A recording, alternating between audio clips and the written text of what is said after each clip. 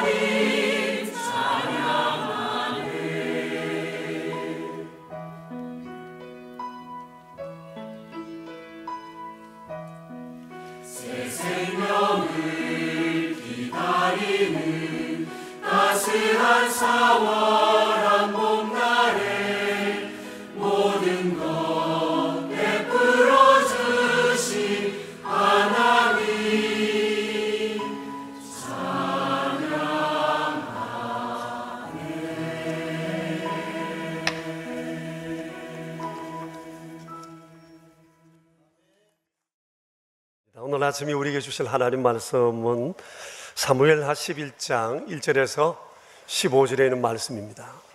다소 본문 내용이 좀 길기는 한데 오늘 우리가 읽는 성경 읽기 일과의 첫 번째 부분입니다. 우리 함께 11장 1절부터 15절의 말씀을 함께 받들어 읽겠습니다. 그 해가 돌아와 왕들이 출전할 때가 되매 다윗이 요압과 그에게 있는 그의 부하들과 온 이스라엘 군대를 보내니 그들이 암몬 자손을 멸하고 랍바를 에워쌌고 다윗은 예루살렘에 그대로 있더라. 저녁 때에 다윗이 그의 침상에서 일어나 왕궁 옥상에서 거닐다가 그곳에서 보니 한 여인이 목욕을 하는데 심히 아름다워 보이는지라. 다윗이 사람을 보내 그 여인을 알아보게 하였더니 그가 아뢰되 그는 엘리압의 딸이요 햇사람 우리아의 아내 바세바가 아니니까 하니 다윗이 전령을 보내어 그 여자를 자기에게로 데려오게 하고 그 여자가 부정함을 깨끗하게 하였으므로 더불어 동침하며 그 여자가 자기 집으로 돌아가니라. 그 여인이 임신하며 사람을 보내어 다윗에게 말하여 이르되 내가 임신하였나이다 하니라. 다윗이 요압에게 기별하여 햇사람 우리아를 내게 보내라 하매 다윗이 우리아를 다윗에게로 보내니 우리야가 다윗에게 이르매 다윗이 요압의 안부와 군사의 안부와 싸움이 어떠했는지를 묻고 그가 또 우리야에게 이르되 내 집으로 내려가서 발을 씻으라 하니 우리야가 왕궁에서 나가매 왕의 음식물이 뒤따라가니라. 그러나 우리야는 집으로 내려가지 아니하고 왕궁 문에서 그의 주의 모든 부하들과 더불어 잔지라. 어떤 사람이 다윗에게 아뢰되 우리야가 그의 집으로 내려가지 아니하였나이다. 다윗이 우리야에게 이르되 내가 길 갔다가 돌아온 것이 아니냐, 어찌하여 내 집으로 내려가지 아니하였느냐 하니 우리야가 다윗에게 아뢰되 언약궤와 이스라엘과 유다가 야영 중에 있고 내 주 요압과 내 왕의 부하들이 바깥들에 진치고 있거늘 내가 어찌 내 집으로 가서 먹고 마시고 내 처와 같이 자리이까. 내가 이 일을 행하지 아니하기로 왕의 살아계심과 왕의 혼의 살아계심을 두고 맹세하나이다 하니라. 다윗이 우리야에게 이르되 오늘도 여기 있으라. 내일은 내가 너를 보내리라. 우리야가 그날에 예루살렘에 머무니라. 이튿날 다윗이 그를 불러서 그로 그 앞에서 먹고 마시고 취하게 하니 저녁 때에 그가 나가서 그의 주의 부하들과 더불어 침상에 눕고 그의 집으로 내려가지 아니하니라. 아침이 되매 다윗이 편지를 써서 우리야의 손에 들려 요압에게 보내니 그 편지에 써서 이르기를 너희가 우리야를 맹렬한 싸움에 앞세워두고 너희는 뒤로 물러가서 그로 맞아 죽게 하라 하였더라. 아멘. 지난주와 금주의 말씀은 여러분들 이미 보시다시피 그 다윗과 관련이 되어 있습니다. 그런데 둘의 내용이 매우 상반됩니다. 지난주의 말씀은 이 다윗의 긍휼한 삶의 태도와 그로 인한 그의 영웅적인 삶에 관한 것이 그 주된 내용이었다면 오늘 내용은 이 음욕과 교활함과 시정잡배보다도 못한 이런 다윗의 삶의 태도에 관한 내용으로 서여져 있습니다. 어떻게 한 사람 다윗 안에 이렇게 상반된 두 모습이 있었는지 우리는 참 놀라지 않을 수가 없습니다. 어떻게 영웅 다윗이 이렇게 추하게 추락했을까? 참으로 우리 안에 다시 한번 그를 바라보지 않을 수가 없습니다. 그러면서 한편 생각되는 것은 이것이 인간의 양면성이구나. 우리 역시도 날마다 살아가면서 부딪히는 문제가 아닌가 하는 그런 생각을 하지 않을 수 없습니다. 아메리칸 인디안들 가운데 구전으로 내려오는 이런 얘기가 있다고 합니다. 어느 날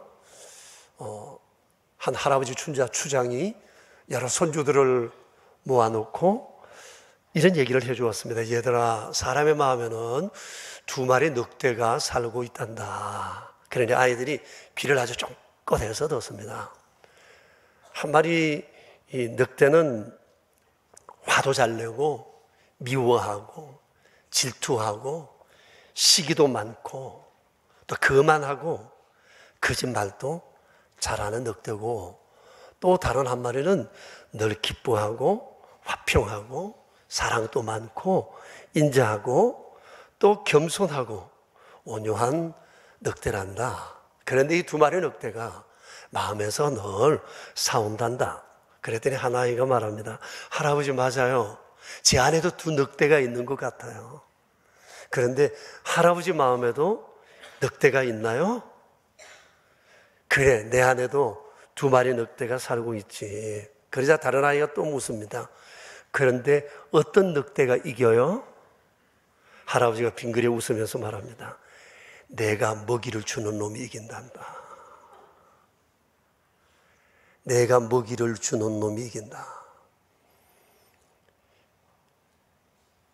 인간의 양면성에 관한 얘기라고 생각합니다. 가만 생각해 보면 너나 할 것 없이 우리 안에는 이 두 마리 늑대가 살고 있다고 생각합니다. 문제는 어떤 늑대를 죽이고 어떤 늑대를 살리느냐에 따라서 우리의 삶의 내용 그리고 삶의 가치는 사뭇 달라질 수 있다는 생각을 해봅니다. 그래서 오늘 우리가 주어진 성경 본문을 통해서 이와 같은 문제를 우리가 함께 고민했으면 좋겠습니다. 이미 우리가 내용을 읽었습니다만 오늘 본문 내용이 다소 좀 무거운 내용입니다. 사실 저도 이 말씀을 전하기가 쉽지 않고 여러분들도 이 말씀을 듣는데 매우 읽으면서도 이미 거북함을 느끼고 있을 것입니다. 근데 제가 생각해 봤어요. 교회 학교 아이들은 어떻게 오늘 이 말씀을 듣고 이해할까?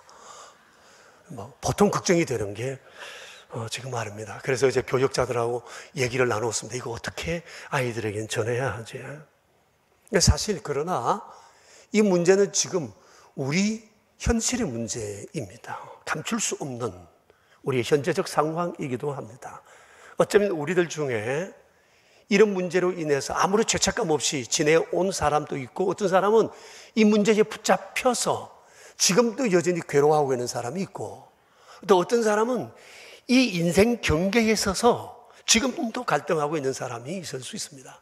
혹시 그렇지 않을지라도 우리 오늘 하신 예방주사 맞는다 생각을 가지고 이 말씀을 함께 보았으면 좋겠습니다. 이 성경에 기록될 그 이전까지만 해도 다윗은 이스라엘 최고의 영웅으로 인정되고 있었습니다.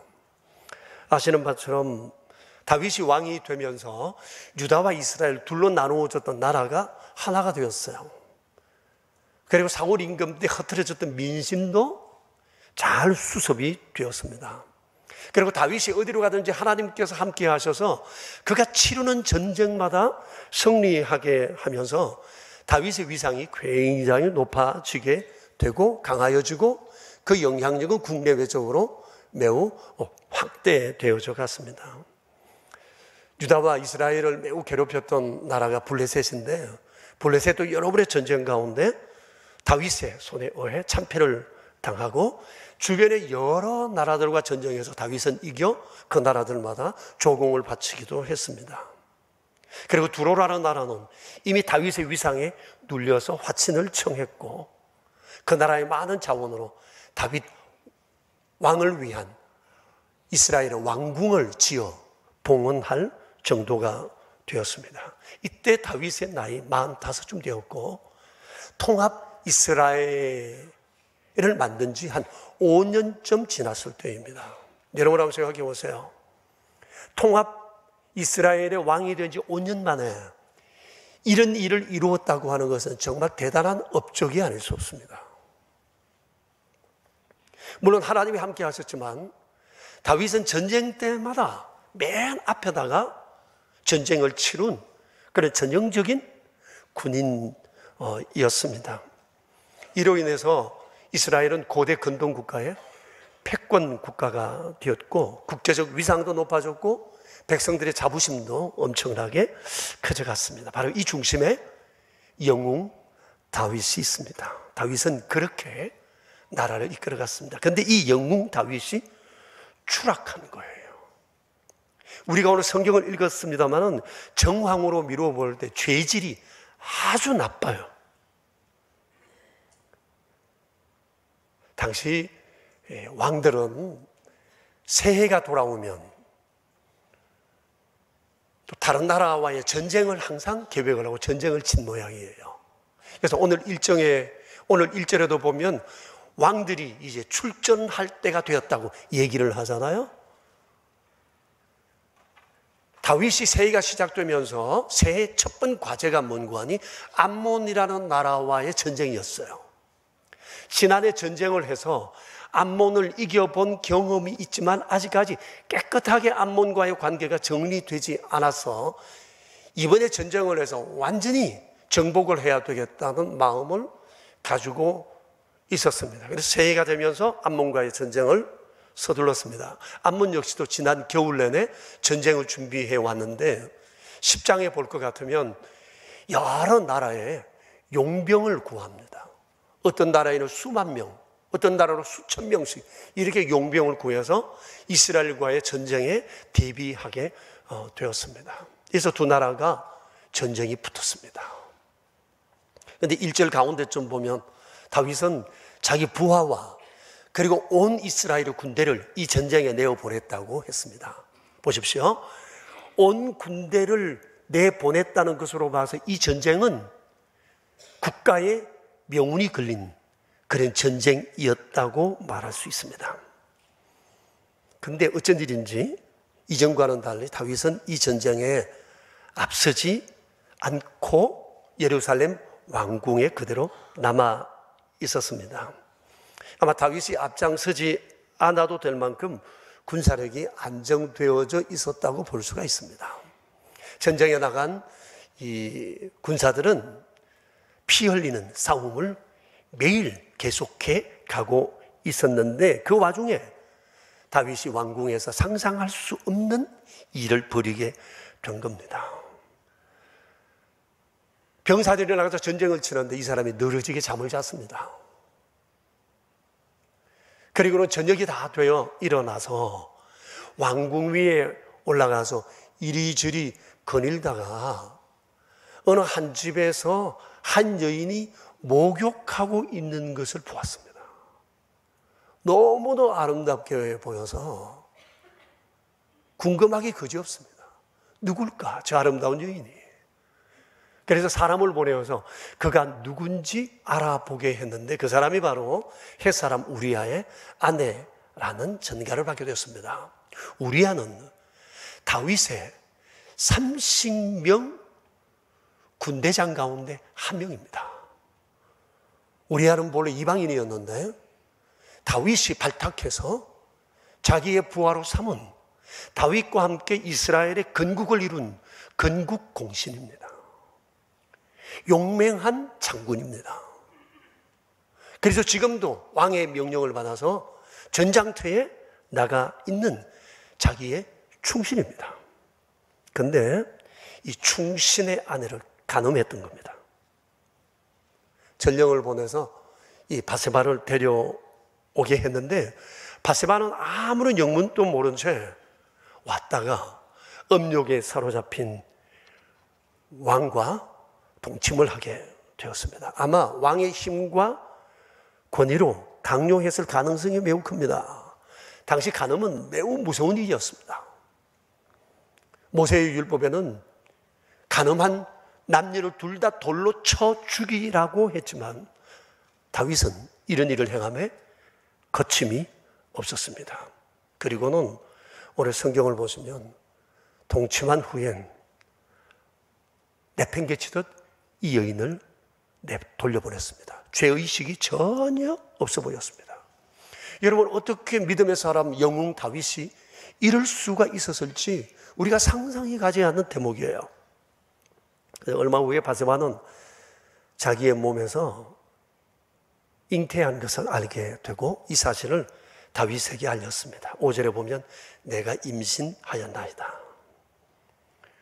제가 일부 예배 때 나온 우리 조형부 집사님께 물어봤더만 여자가 임신해서 어떻게 얼마나 기간이 걸리면 알 수 있느냐고 그랬더니 빠르면 2주, 늦으면 한 달 내에 알 수 있다고 얘기했는데 지금 한 달 내내 전장에서는 지금 전쟁이 지금 벌어지고 있어요. 그런데 후방에서 이런 난처한 일이 벌어진 겁니다. 막 다윗과 바세바 둘 다 임신했다는 사실 앞에 매우 난감했으리라고 생각합니다. 사실 이런 부정한 일이 사람들에게 알려진다면 아무리 왕이라도 백성들로부터 신임을 잊을 수밖에 없을 것입니다. 충신이 전쟁터에 나가 전쟁을 치고 있는데 충신의 아내와 부정을 저지르는 왕이라고 한다면 사람들이 얼마나 그에 대해서 신뢰를 할 수 있겠습니까? 너무나 중대한 사안이었습니다.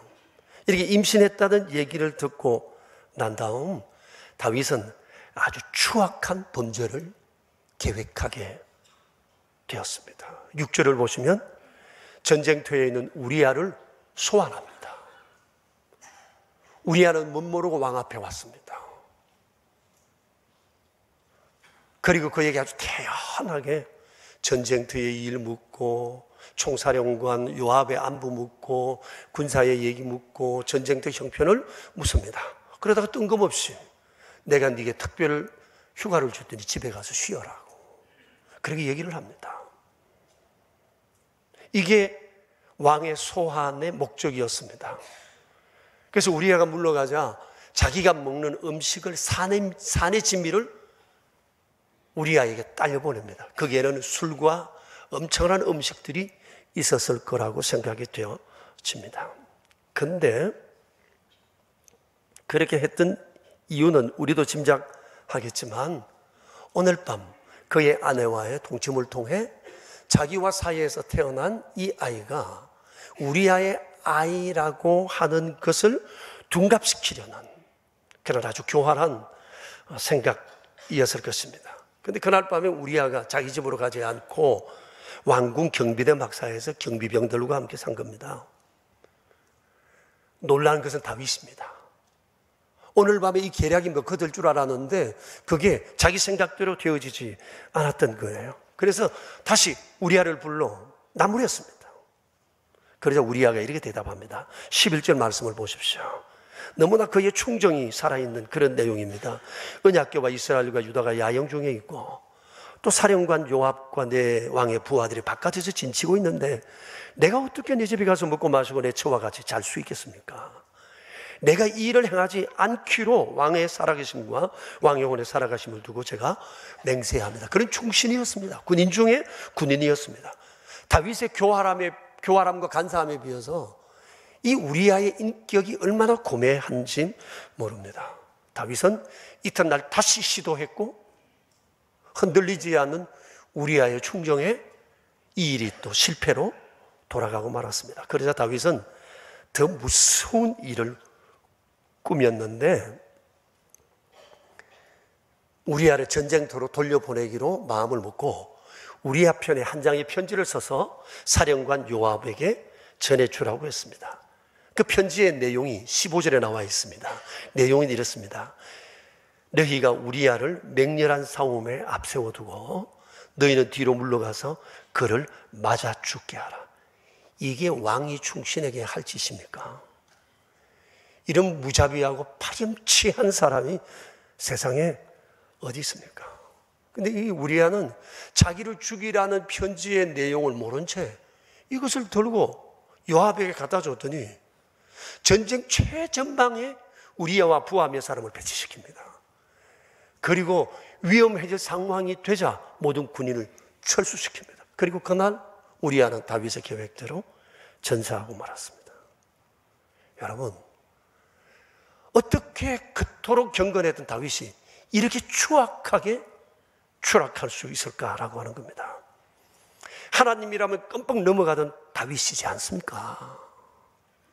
그렇게 극렬한 마음이 불붙어서 남의 어려움에 발붙고 났었던 다윗이지 않습니까?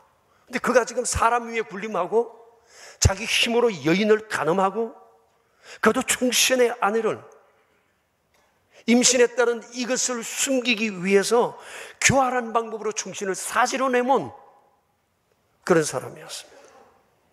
그에게서 조금 더 죄의식을 찾아볼 수가 없어요. 죄책감을 찾아볼 수가 없어요. 이게 죄의 힘입니다.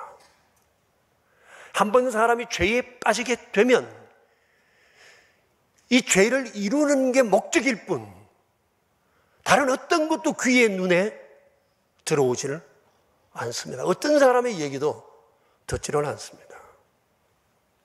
죄를 성취해야 되겠다는 욕심만 있을 뿐 모든 양심은 마비되는 것 같습니다. 남편이 죽었다는 얘기를 듣고 우리아의 아내 바세바는 눈물로 남편의 장례를 치렀습니다. 그리고 애도 기간이 끝나자 다윗은 슬픔에 잠겨있던 바세바를 왕궁으로 데려와 자기의 아내로 삼았습니다. 누가 봤으면 왕이 대단한 긍휼을 베푼 줄 알 것입니다. 그렇게 세월이 흘렀습니다. 그러는 중에 그 두 사람 사이에 아이가 셋이 태어났습니다. 오늘 성경에는 나오지 않지만 앞부분에도 나와 있고 역대상 3장 5절에 보면 세 사람이 태어났고 그리고 요 직후 솔로몬이 다시 태어납니다. 이 두 사람 사이에 넷이 태어납니다. 자, 그러면 이걸 우리가 유의해서 보아야 할 사실이 있는데, 자, 그러면 솔로몬 태어나기 전에 세 아이가 태어났어요. 여러분, 아이가 셋이 태어나려면 보통 한 몇 년 좀 걸릴까요? 3년은 좀 짧지.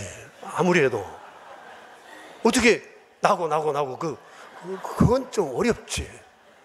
한 몇 년쯤 걸릴까요? 최소한 5년 6년? 예, 최소 잡아도 한 그 정도는 걸리리라고 생각을 합니다. 자, 그러면 한번 생각해 보세요. 이 5, 6년이 지내는 동안 다윗도 바세바도 아무리 죄책감이 없었다는 거예요. 그래서 아이 낳고 행복하게 왕궁에서 살아가고 있어요. 근데 하나님께서도 별 말씀이 없으세요. 이대로 5년쯤 흘러가면서 이 사건은 완전 범죄로 끝나는 것 같았습니다. 근데 12장을 보면 어느 날 하나님의 추상 같은 질책이 다윗에게 떨어졌습니다. 하나님께서 나단 선지자를 불러 다윗에게 보내어 하나님이 말씀을 쭉 하셨어요. 이런 얘기를 다윗에게 전해주라고 12장 1절부터 쭉 얘기를 하시다가 8절 9절을 한번 보시면 이렇게 말씀하세요. 내용을 요약하면 이런 겁니다. 내가 너를 왕으로 세워 이것저것 다 줬다. 내가 네게 다 줘서 내가 왕 되게 했는데 9절을 보면 내가 어찌하여 나 여호와의 말씀을 없인 여기고 나보기 악을 행하였느냐. 내가 칼로 햇사람 우리아를 치되 암몬 자손의 칼로 죽이고 그의 아내를 빼앗아 내 아내로 삼았도다. 그리고 그 뒤에 내용 10절부터 15절까지 보면 주님 계속 말씀하세요. 이제 이 일로 내가 너를 징계할 거다. 너뿐 아니라 내 아내들과 내 자식들과 그리고 내 주변의 사람들과 내 나라 안팎에 여러 문제들이 일어나게 될 거다. 그리고 너는 이 일을 은밀하게 행했지만 나는 백주의 이 일을 공개적으로 행할 거라고 말씀을 하십니다. 그렇다고 볼 때 지난 5년은 하나님이 몰랐던 것이 아닙니다. 묵인해 준 것이 아닙니다. 그가 참회하고 돌이키기를 참아 기다린 세월이었다고 볼 수 있습니다. 그럼에도 불구하고 다윗과 바세바의 삶에 아무런 태도의 변화가 없었습니다. 그래서 결국 하나님께서 채찍을 드신 거예요.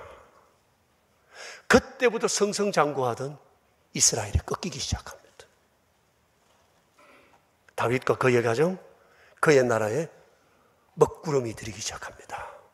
다시 둘로 쪼개지게 되는데 그 모든 것이 바로 이 사건이 원인이었습니다.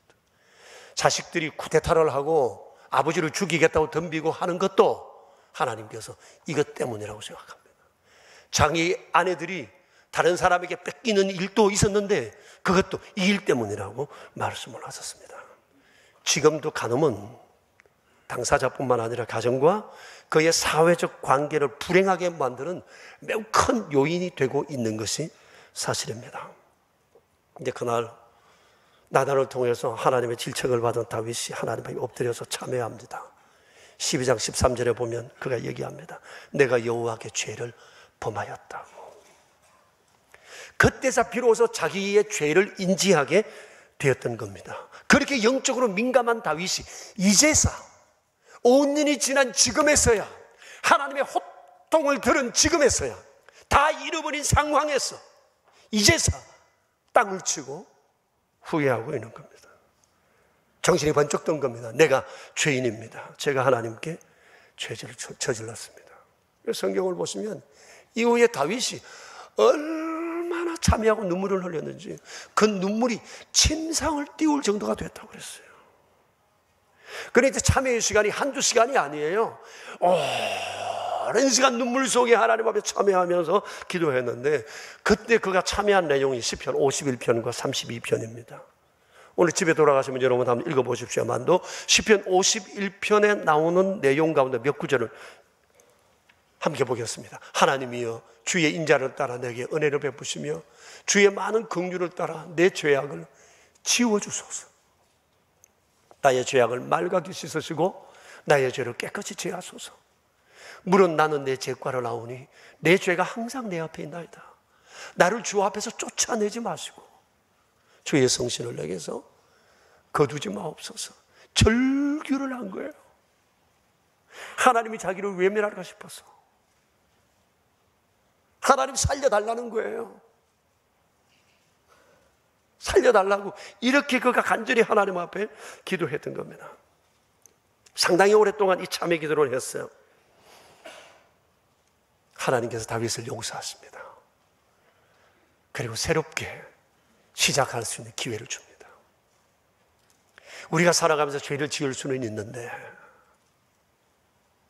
중요한 것은 참회하는 겁니다.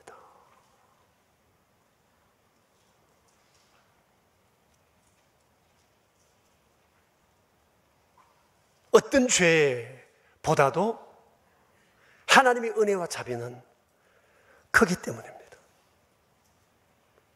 우리가 죄를 가볍게 여겨서는 안 되지만, 그렇다고 해서 죄를 짓고 나면 죄책감에 사로잡혀서 좌절하고 있어서도 안 된다고 하는 사실입니다. 세상에 어느 성자라도 완전 무결한 사람은, 무엄한 사람은 아무도 없습니다. 성자는 누구보다도 자기의 죄를 애통하고 깊이 참회한 사람이에요. 과거가 없는 성자는 없습니다. 다만 참회한 성자만 있을 뿐이에요. 죄를 지을 수 있습니다. 중요한 것은 내가 죄인이라는 사실을 알고 참회한다면 그 어떤 죄도 하나님 앞에 용서되고 그날로부터 새로운 삶을 시작할 수 있다는 것입니다. 그러나 그보다 더 중요한 것은 평소에 영적 긴장감을 잃지 않는 거예요. 다윗을 보세요. 그가 이전에는 매사 하나님께 여쭈었어요. 뭘 할 때마다 하나님 가라면 가고 서라면 서고 해도 됩니까? 안 해도 됩니까? 막 항상 가야 됩니까? 어찌해야 됩니까? 항상 주님 앞에 물었던 사람인데 그가 어느 날부터 이게 없어졌어요. 왜 그랬을까요? 일이 잘 풀렸거든요. 힘이 세졌거든요. 가진 게 많아졌거든요. 자기 말이면 뭐든지 됐거든요. 영적 긴장감이 풀어지니까 영웅도 한순간에 추락할 수 있어요. 일이 꼬일 때보다 잘 풀릴 때가 위험할 때입니다. 그래서 이 영웅 다윗이 아주 추하게 추락하고 말았던 거예요. 그러니 우리 같은 사람이야 더할 나위 없겠죠. 영적 긴장감, 이건 너무너무 중요해요. 그래서 이와 관련해서 우리가 본받아야 할 한 사람을 제가 소개를 하겠습니다. 욥입니다. 욥입니다. 구약 성경 욥기서에 나오는 이 욥은 참으로 감동의 사람입니다. 욥기서 1장을 보면 욥도 그 당시 최고의 인물이었습니다. 사회적인 위치나 부요함이나 인간적 매력에 그를 따라갈 사람이 없었습니다. 욥기서를 묵상하다 보면 그분이 하나님 앞에 이렇게 큰 복을 받아 누렸던 이유가 바로 여기에 있었구나 하는 사실을 알게 됩니다. 욥은 하나님의 큰 자랑거리였습니다. 욥에 대해서 하나님께서 하신 말씀이 이렇습니다. 내가 내 종 욥을 주의하여 보았느냐. 그와 같이 온전하고 정직하여 하나님을 경외하며 악에서 떠난 자는 세상에 없느니라. 기가 막히잖아요. 악에서 떠난 자는 세상에 없다. 욥 같은 자는 없다고 주님 말씀을 하세요. 욥이 악에서 떠난 내용이 욥기서에 쫙 기록되어 있는데 다 말씀드릴 수는 없고 오늘 이 주제와 관련해서 한 곳을 살펴본다면 그는 이성적으로 아주 깨끗했다는 사람, 깨끗했다는 것이에요. 보십시오. 욥기서 31장에 그가 이에 대해서 고백을 합니다. 이런 고백을 합니다. 내가 내 눈과 약속하였나니 어찌 처녀에게 주목하랴.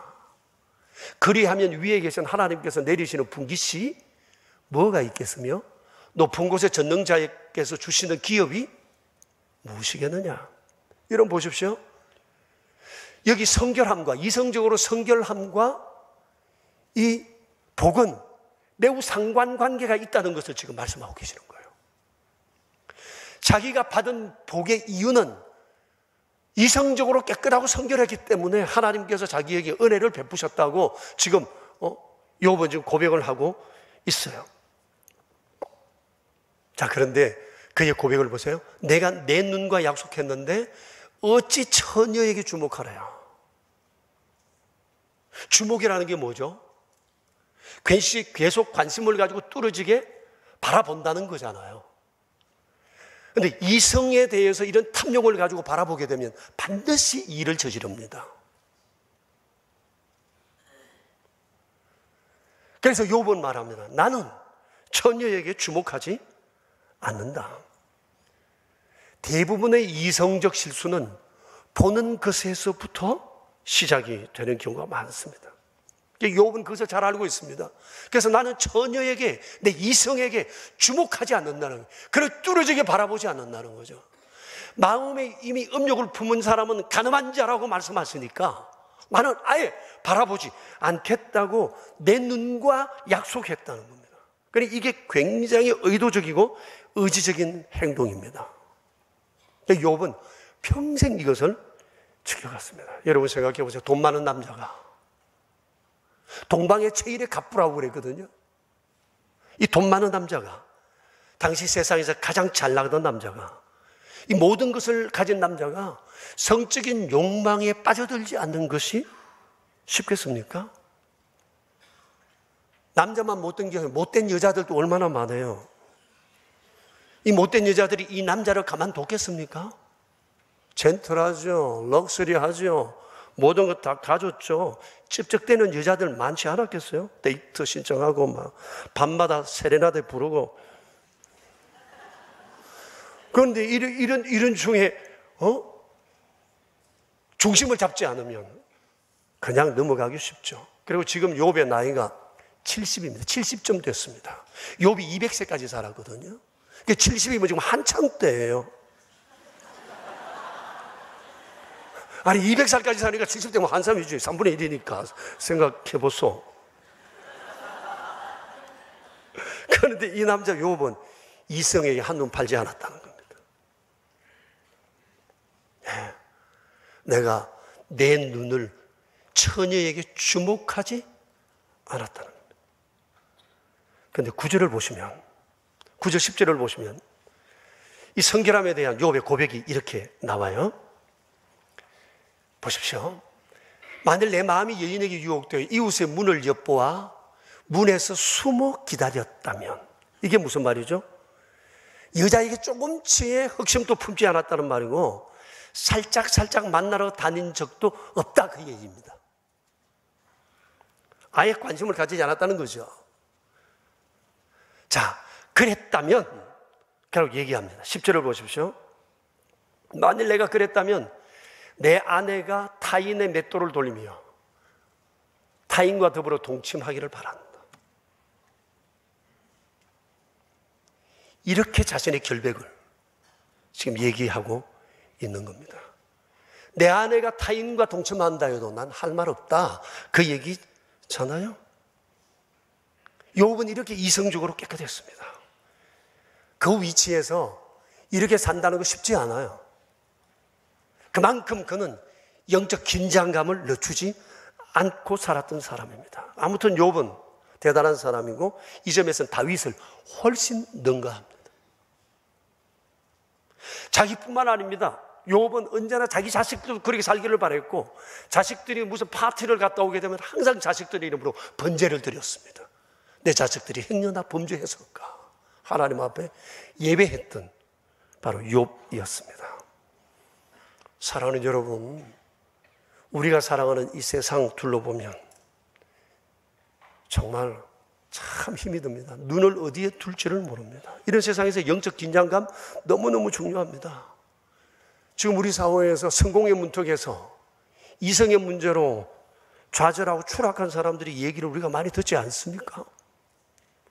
우리 사회에서 지금 가장 큰 범죄로 보는 것이 뭐죠? 성적인 문제잖아요.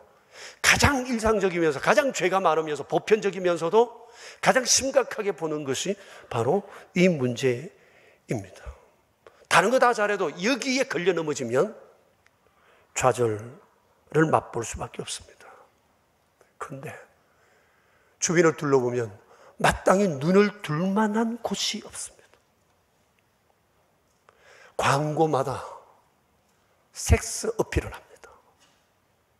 남녀 모델 근사한 사람들을 내세워서 그걸 보여줍니다. 자동차하고 여자하고 무슨 관계 있어요?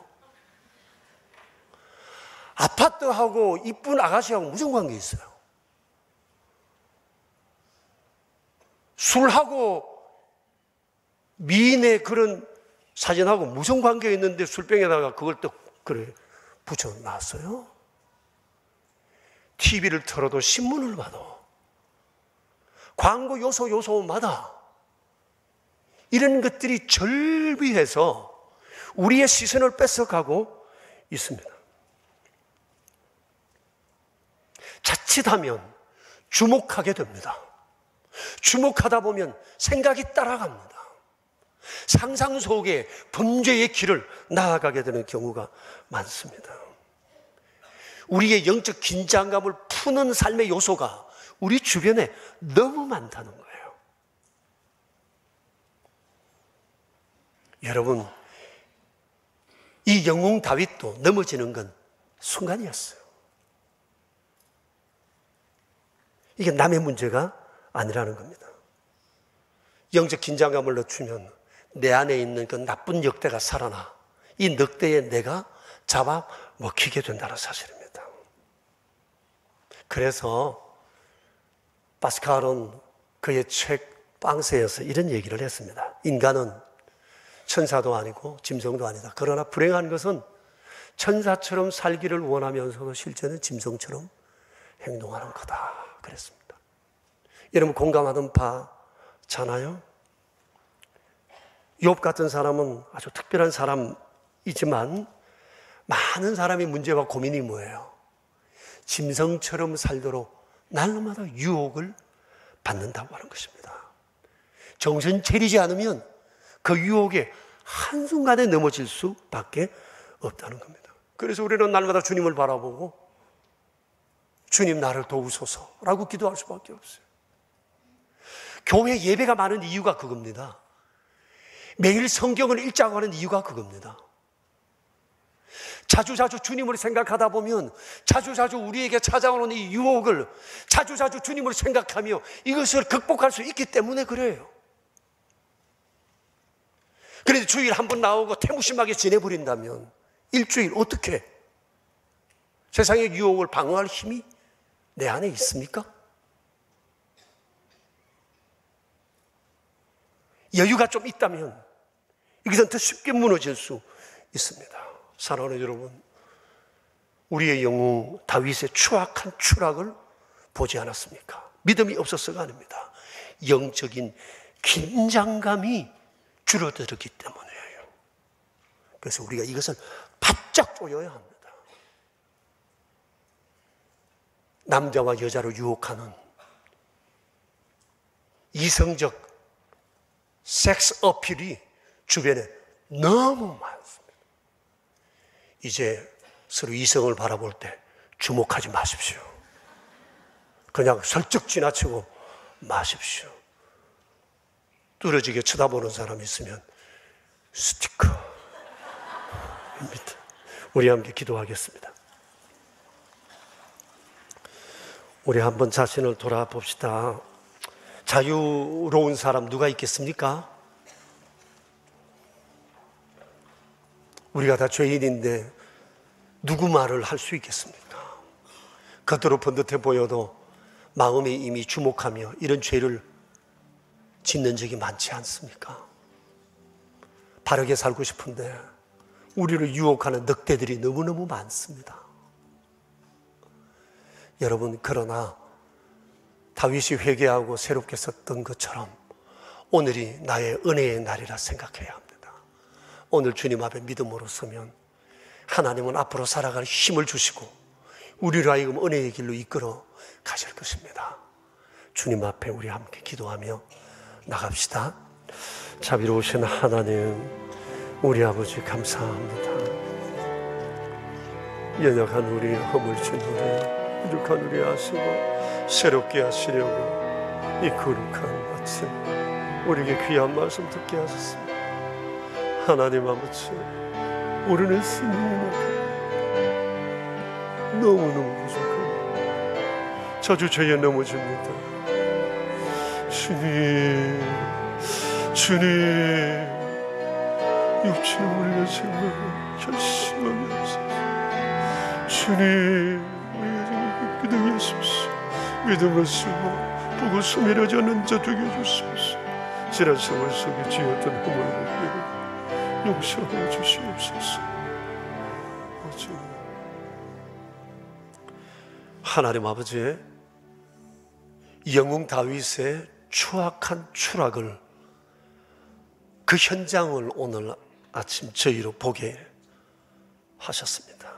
그러나 이로부터 자유로운 사람이 과연 우리 가운데 얼마나 되겠습니까? 돌아보면 우리는 부정한 사람이었고, 겉보기와는 달리 우리는 날마다 죄 가운데 살았습니다. 그러나 다행스럽게도 주께서 우리에게 죄와 투쟁할 힘을 공급해 주셨고, 날마다 주님을 바라보며 교회를 나오고 성경을 읽을 때마다 영적인 긴장감을 늦추지 않게 해주신 것에 감사를 드립니다. 만복이 거룩함과 성결함으로부터 주어진다면 주여, 우리가 이것을 생명으로 버티어 이겨내지 않을 이유가 없습니다. 주님은 저희가 약한 것을 아십니다. 지난날에 우리가 이성적으로 잘못한 일을 저질렀던 허물도 주님은 아십니다. 남들이 다 하니까 하나의 로맨스처럼 흘러갔던 우리의 이성적 실수도 있습니다. 주님, 참회하는 자를 죄보다 더 큰 자비하심으로 덮으시고 새롭게 하시는 주께서 오늘 이 아침 참회하는 사람들마다 용서해 주시고 새롭게 시작할 삶에 용기 주시고 다시 한번 우리의 삶을 정리하여 일어설 수 있도록 인도하여 주옵소서. 주여, 우리에게 요업의 결심을 주시옵소서. 내가 내 눈과 약속했으니 내가 내 이성에게 주목하지 아니하리라. 주여, 우리에게 이 단단한 결심, 주 앞에서는 그날까지 흔들리지 않도록 지켜 주시옵소서.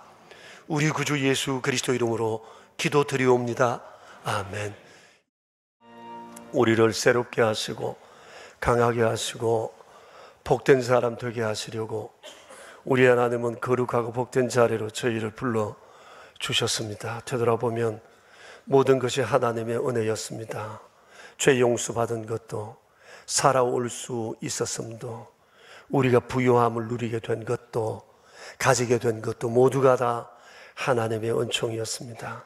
주여, 앞으로도 우리가 받은 밥 놓치지 않고 내내 누리며 살아가게 하시고 살아계신 하나님을 날마다 세상에 전해줄 수 있는 그런 복된 자들이 다 되게 해 주시옵소서. 베풀어 주시는 종을 기억하고 이 시간 귀한 예물 구별하여 드리옵니다. 11조 예물로, 감사 예물로, 주정 헌금으로, 오른손 헌금과 완달러 선교 헌금과 사랑의 식탁으로, 그리고 행복 웨딩을 위한 귀한 예물로, 장학 헌금으로, 그 외 여러 모양으로 주 앞에 드려진 예물의 손길들, 마음 바쳐 드린 이 귀한 손길들 위해 주의 풍성하신 은총을 더하시고 날마다 주의 영광을 위한 복된 도구들 다 되게 하옵소서. 우리 구주 예수 그리스도 이름으로 기도드리오며 이제는 참으로 성결하신 주 예수 그리스도의 은혜와 성결한 사람을 통해 뜻을 이루어 가시는 우리 하나님 아버지의 크신 사랑과 연약한 우리 날마다 성결함의 길을 영적 긴장감으로 살아갈 수 있도록 도우시는 성령님의 교통하심이 모인 저희 무리들과 명선의 모든 가족들과 주님의 몸 되신 교회 위에 이제로부터 영원히 함께 계시옵기를 간절히 축원하옵나이다. 아멘.